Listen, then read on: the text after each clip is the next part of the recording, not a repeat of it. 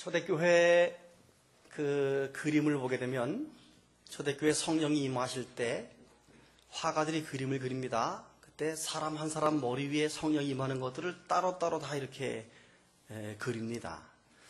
오늘 찬양을 들을 때 우리 성령께서 우리 교회 가운데 가득 임재하는 느낌이 강하게 밀려오면서 여러분 머리 위에 성령의 은혜의 임재가 있기를 축복합니다.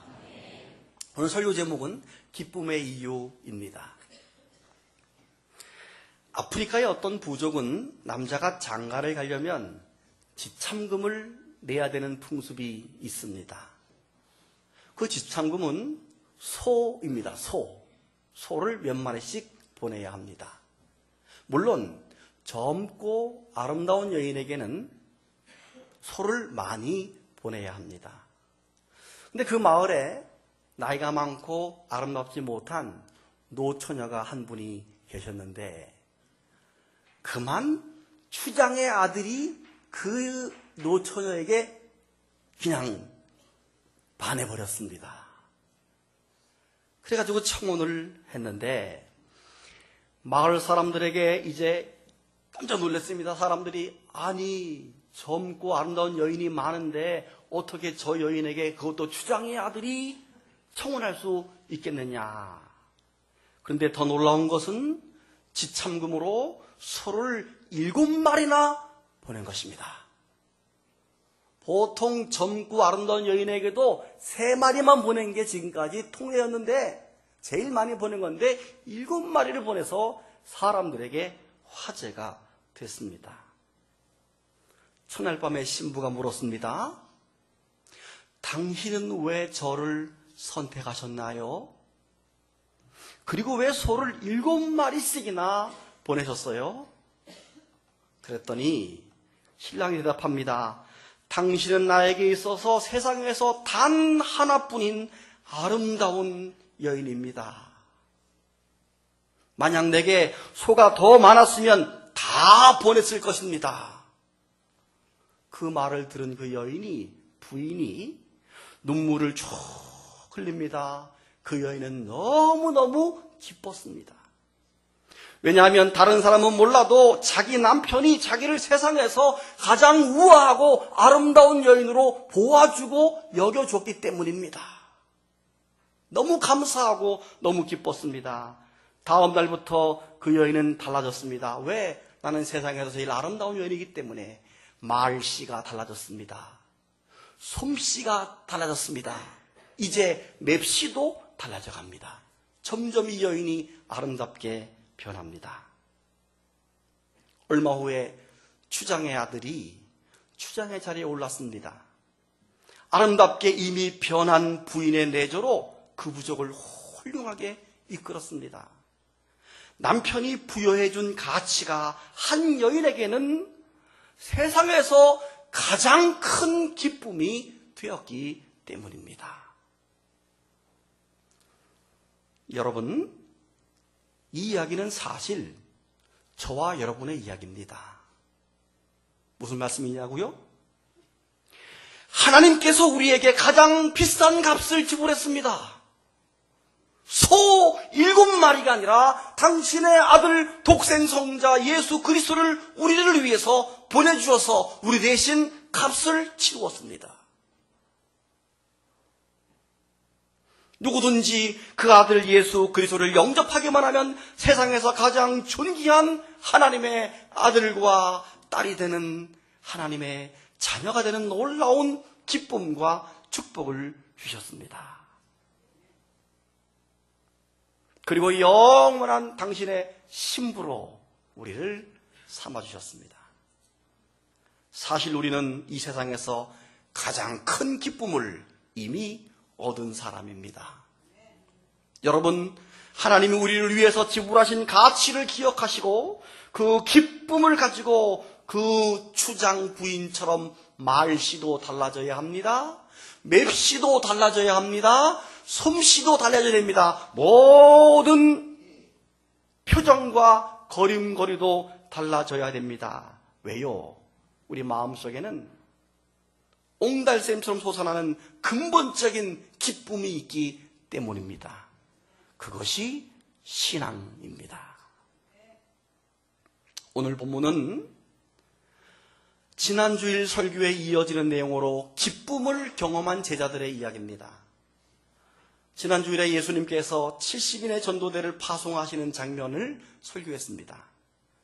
예수님께서 70명의 전도대를 파송하시면서 하신 말씀, 추수할 것은 많되 일꾼이 적도다. 추수할 것은 많은데 일꾼이 적으니 추수한 주인에게 청해서 일꾼들을 더 보내달라 기도해라 하시면서 70명의 전도대를 파송하는 장면, 기억나시면 다 같이 아멘. 오늘 본문은 그 70명의 전도대가 전도를 마치고 돌아와서 하는 말로 시작이 됩니다. 7절이죠. 70인이 기뻐하며 돌아와 주여 주의 이름으로, 주의 이름이면 귀신들도 우리에게 항복하더이다. 70인이 기뻐하면서 돌아왔습니다.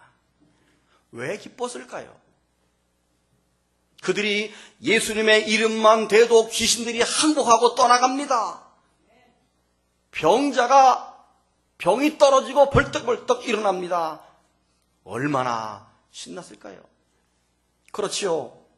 우리가 만약 예수 이름으로 명한다, 악한 자다나 떠나라 그럴 때 악한 귀신이 막 떠나면 얼마나 신나고 기쁘겠습니까?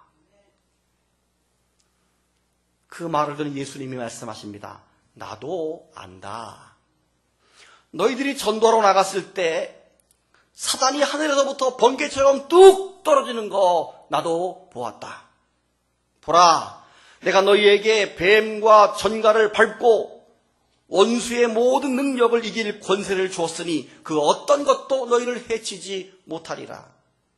그러나 귀신들이 복종하는 것을 기뻐하지 말고 너의 이름이 하늘에 기록된 것을 기뻐하라. 아멘. 예수님께서 하신 말씀이 귀신들이 복종하는 것 그거 기뻐하지 말고 제자들의 이름이 하늘에 기록된 거 그것 때문에 너희는 기뻐야 된다라고 진정한 기쁨의 의미와 기쁨의 이유를 예수님께서 설명하신 것입니다. 사랑하는 여러분, 결국 기쁨에도 그 종류와 수준이 있다는 것을 우리가 본문을 통해서 알 수가 있습니다. 기쁨의 종류, 수준에 어떤 것이 있을까요? 우선 제일 먼저 첫 번째로 세상 사람들의 기쁨이 있습니다. 한번 따라합시다. 세상 사람들의 기쁨. 세상 사람들이 좋아하는 기쁨은 무엇입니까? 소유욕이 만족되어질 때 기뻐하고 좋아합니다. 돈이 많으면 기쁩니다. 그리고 그래서 자기 이름이 올라가서 명예가 높아지면 기쁩니다. 그 명예 위에 권력이 주어지게 되면 더 기쁩니다.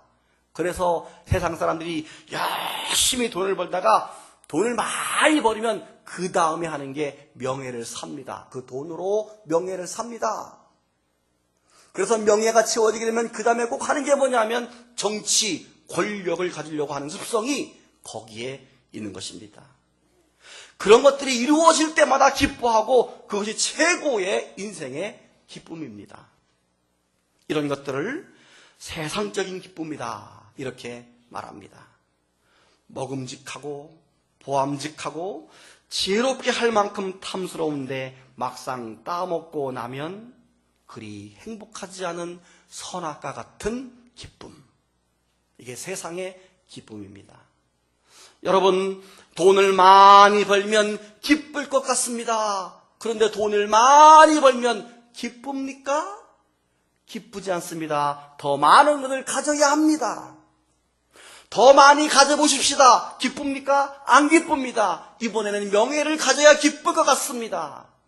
명예를 가져보십시오. 기쁩니까? 안 기쁩니다. 이번엔 권력이 얹어져야 기쁠 것 같습니다. 그 사람은 계속해서 불나방처럼 기쁨을 찾아 다니는 것입니다.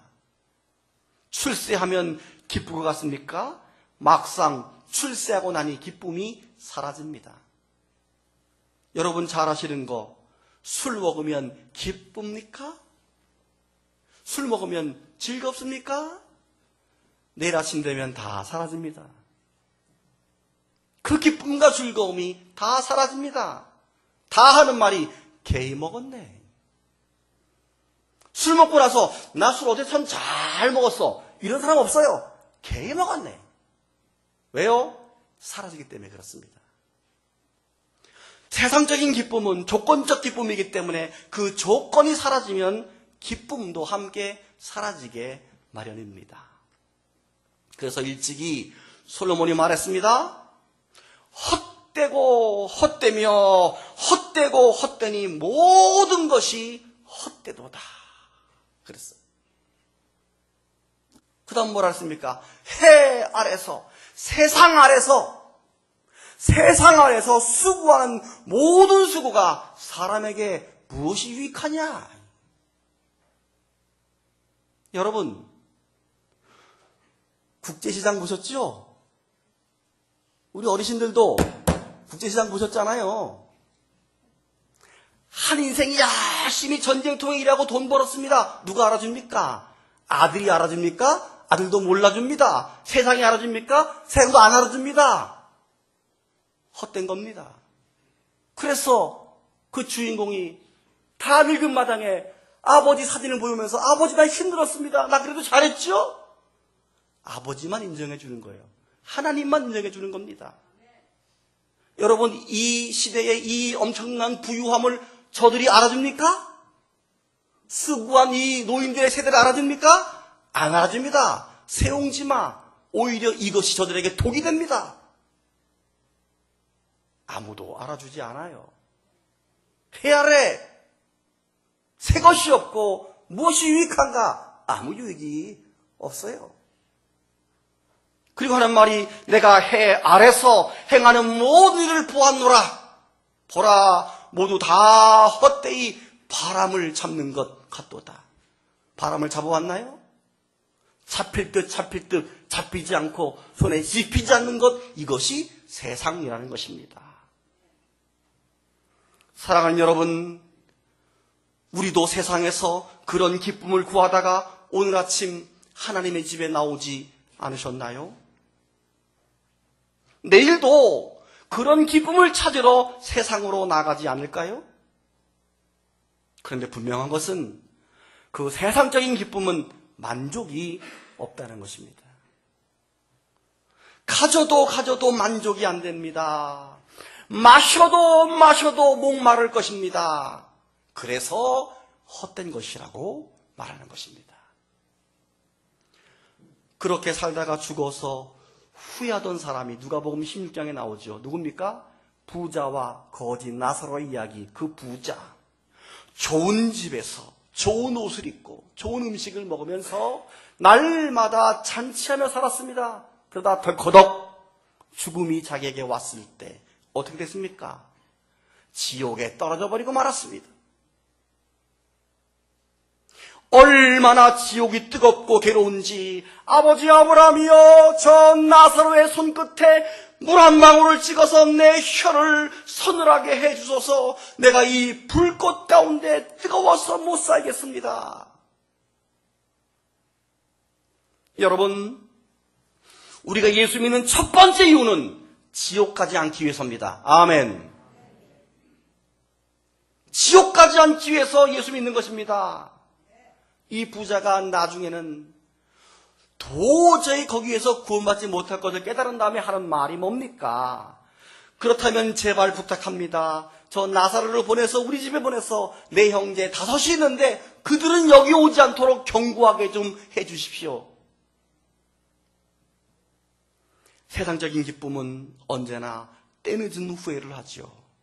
그러나 이미 늦어버린 후회는 다시는 돌이킬 수가 없습니다. 그것이 세상 사람들의 기쁨입니다. 두 번째는 어떤 기쁨이 있을까요? 그리스도인의 기쁨입니다. 따라합시다. 그리스도인의 기쁨. 이 기쁨은 세상적인 기쁨과 다릅니다. 이 기쁨은 주님의 자녀가 될 때 오는 기쁨입니다. 세상에서 세상이 주는 기쁨을 쫓아다니는 사람은 결코 이 기쁨을 알지 못합니다. 왜? 안 먹어봐서 모릅니다. 먹어봐야 맛을 알지요. 예를 들어 보겠습니다. 예수님이 여리고성을 지나가실 때 그 마을에 유지, 삭개오라고 하는 세리장이 있었습니다. 그는 부자였습니다. 세상적인 기쁨의 조건인 돈과 명예와 권력을 가지고 이미 출세한 사람입니다. 더 이상 바랄 것이 없는 사람입니다. 그런데 돈도 많고 출세도 했지만 마음속 깊이 있는 허전함이 채워지지 않는 그런 영적인 문제에 부딪혔습니다.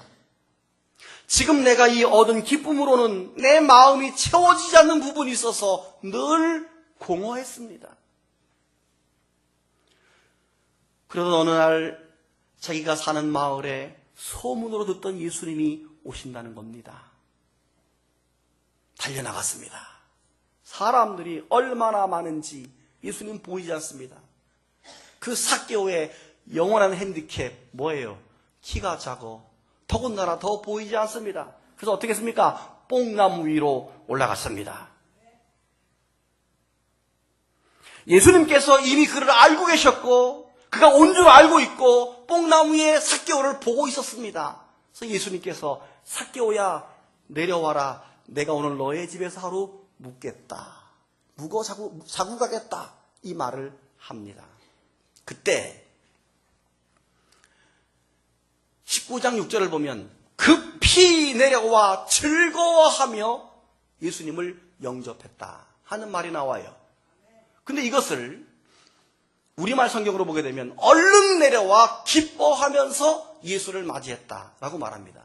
여기서 우리 성경책에 즐거워하다 이 말은 헬라어로 카이론인데 이 카이론의 뜻이 원래는 기뻐하다 이런 뜻이에요.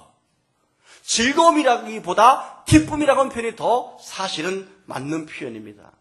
예수님을 내 안에 영접할 때 기쁨이 오는데 그 기쁨이 카이론입니다. 예를 들어 이런 겁니다. 사도행전에서 베드로가 설교를 합니다. 너희가 회개하여 각각 예수 그리스도의 이름으로 세례를 받고 죄사함을 받아라. 그리하면 성령을 선물로 받으리라. 성령 받았습니다. 그랬더니 46절에서 날마다 마음을 같이해서 성전에 모이기를 힘쓰고 집에서 떡을 떼며 기쁨과 할렐루야 카이론 기쁨과 순전한 마음으로 음식을 먹고 하나님을 찬미했다. 즉 예수의 이름으로 영접한 사람은 성령을 받고 카이론이 이 마음속에 있어야 됩니다. 그래서 날마다 모이고 싶어야 되고 날마다 교제하고 싶어야 되고 날마다 예배드리고 싶은 마음이 우리 속에 있어야 됩니다. 안 생긴 사람은 수상한 사람이에요. 왜 이 카이론이 없어서 모이기를 싫어할까? 그 다음에 3장에 보게 되면 베드로가 성전 미문에 앉아 구걸하는 거지에게 뭐라 합니까? 은과 금은 내게 없거니와 내게 있는 이것을 내게 주노니 곧 나사렛 예수 이름으로 일어나 걸어라. 할렐루야. 나사렛 예수 이름이 그에게 들어갔을 때 어떻게 됐습니까? 그가 벌떡 일어나 걷기도 하며 뛰면서 하나님을 찬송하는 카이론 기쁨이 그에게 임한 것입니다.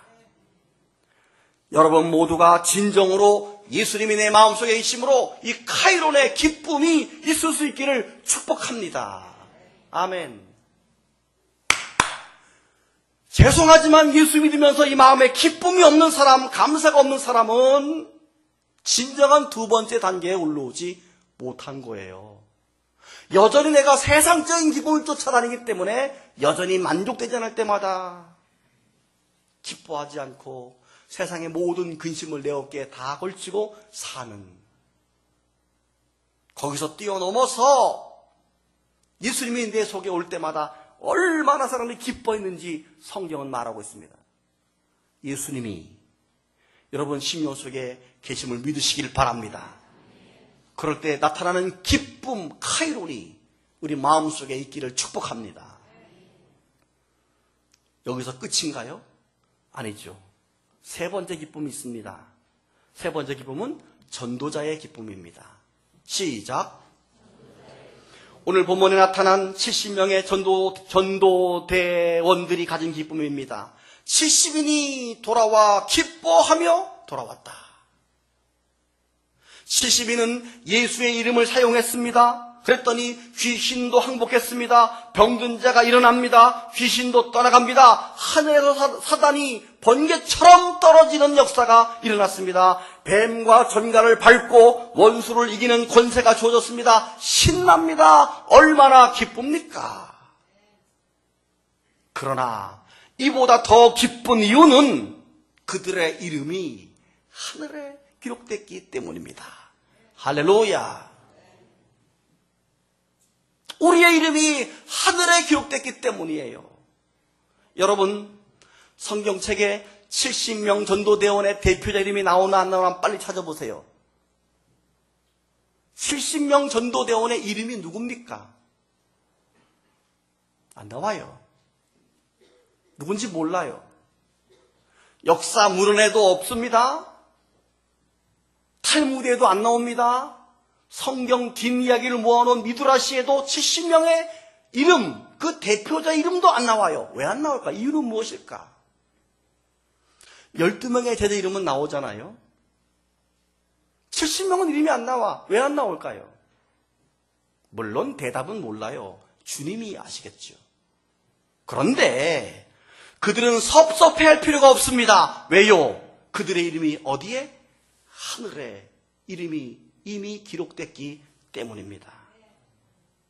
이것은 하늘에 상급이 있다는 말입니다. 하늘에 이름이 기록되었다는 말은 상급이 기다리고 있다는 말입니다. 하나님께서 상 주시려고 기다리고 계신다는 의미입니다. 하나님은 하나님의 일을 한 사람에게 상급 주실 준비를 하고 계십니다. 근데 우리는 자꾸만 땅에서 이름을 찾으려고 합니다.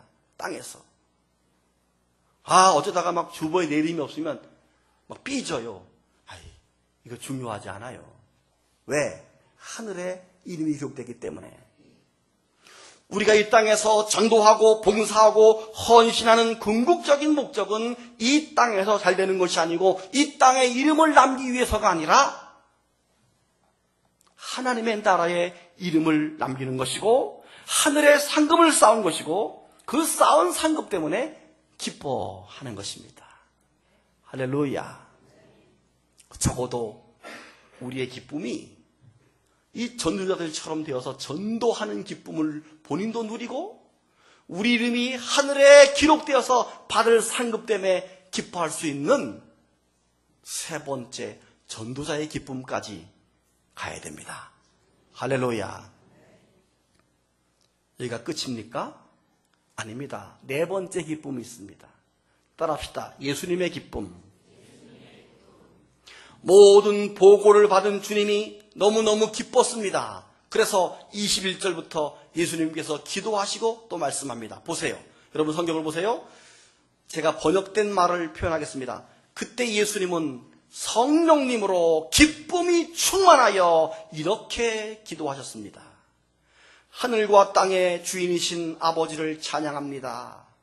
아버지에게는 이 모든 것을 지혜롭고 영리한 사람들에게는 숨기시고 어린아이들에게는 나타내셨습니다. 그렇습니다. 이것은 아버지의 기뻐하시는 뜻이었습니다. 아버지께서는 모든 것을 내게 맡겨주셨습니다.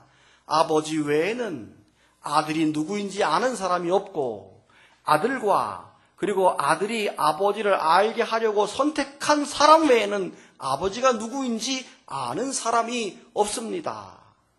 그리고 예수님은 제자들을 보시면서 조용히 말씀하십니다. 너희가 보는 것을 보는 사람은 정말 행복하다. 내가 너희에게 말하지만 많은 예언자들과 왕들이 너희가 지금 보는 것을 보고 싶어 했으나 보지 못하고 너희가 지금 듣는 것을 듣고 싶어 했으나 듣지 못하였도다 하고 말씀의 마무리를 합니다.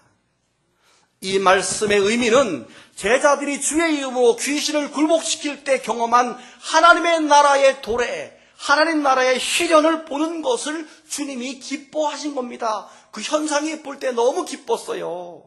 더 넓게는 예수님께서 행하신 이적들과 가르침을 통해서 구원의 시대가 도래되었음이 드러나는 그 현상이 너무 기뻤고, 그를 깨달은 제자들을 볼 때 예수님이 기쁜 것입니다. 더 쉽게 말씀드리면 70명의 전도대가 나가서 전도할 때 하나님의 나라가 이 땅에 이루어지는 것을 보시면서 기뻐하시고 즐거워하신 것입니다. 아멘. 예를 들어 보겠습니다. 어제 우리 교회 아동부 학생들이 교회에서 1박 2일 동안 금토 겨울 성경학교를 했습니다. 섬김 캠프라고. 저는 주로 이제 교회의 목회실에 앉아서 이렇게 일을 하면서 간혹 제 사무실에 있는 CCTV로 애들의 움직임을 이렇게 보면 1층부터 4층까지 바쁘게 올라가고 내려가고 성경을 암송하고 찬송하고 애들이 그냥 쫑알쫑알대면서 오랜만에 이 교회가 꽉 찼습니다.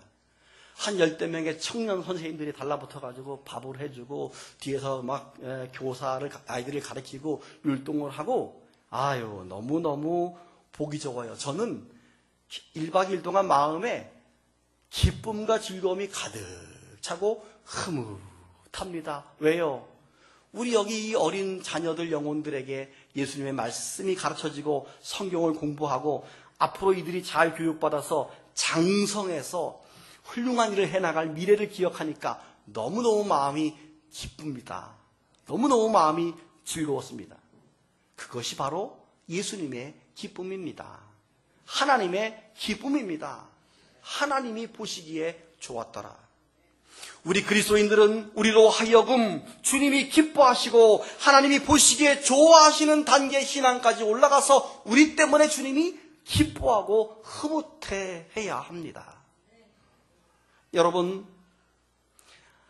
저 아기를 키우는 부모들이 말입니다. 어느 날 자기 아이가 키우다가 이렇게 뒤집기를 하면 친정에 전화해서 엄마 뒤집기 했다고 난리가 나요. 뒤집기는 원래 하는 거요. 때가 되면 하는 거요. 난리를 피워. 거기다가 조금 있다가 엄마 한 게 아니라 그냥 해봤어. 이렇게. 엄마래. 이러면 아빠라고 엄마 아빠 얘기했다고 난리 떨어. 별거 아니에요. 원래 하는 거요. 근데 왜 이렇게 좋아합니까? 부모니까 이 자식의 이 조그만 것도 너무 기쁘고 즐거운 겁니다. 주님이 그 기쁨을 지금 말하고 있는 겁니다. 제자들이 나가서 전도하는 것을 보고 주님이 기뻐하시면서 우리를 대견스러워하는 겁니다. 저와 여러분이 주님을 위해서 봉사하고 헌신하고 예배하고 전도하고 기도할 때 주님이 기뻐하십니다. 그 기쁨, 주님의 기쁨을 이루는 사람이 되어야 됩니다. 아멘. 성도 여러분, 여러분의 기쁨의 수준은 어디에 있습니까? 여전히 세상 사람들이 기뻐하는 수준에 머물러 있지는 않습니까? 그 기쁨을 쫓아다니고 있지는 않습니까? 그리스도인의 기쁨, 예수님이 내 마음에 계실 때의 기쁨은 가지고 계십니까? 나아가 전도할 때 경험되어서 느껴지는 그 기쁨은 또한 가지고 계십니까?